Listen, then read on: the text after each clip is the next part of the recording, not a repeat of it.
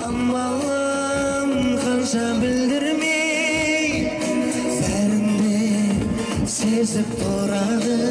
Бүгін елорданың бүкіл жоғарғы оқу орындары, орталық оқу орындарынан 300-ден астам жастар жиылып, Гүлден небір туған ел жобасының тұсауы кесілді. Бұл жобаның бастауы осы бір кереметті орталық фонтан саябағында бастау алды. Одан кейін осы бір аймақта сенбі жұмыстар ұйымдастырылды.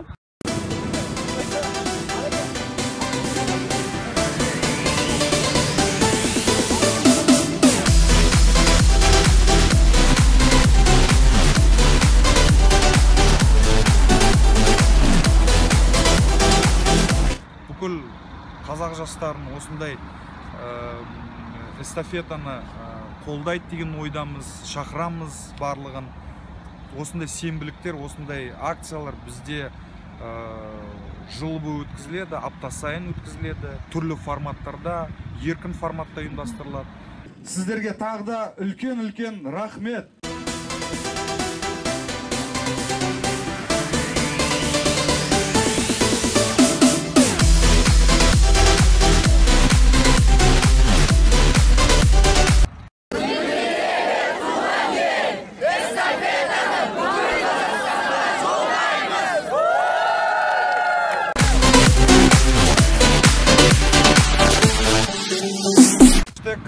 Гүлденебер, хэштег Гүлденебер туған ел.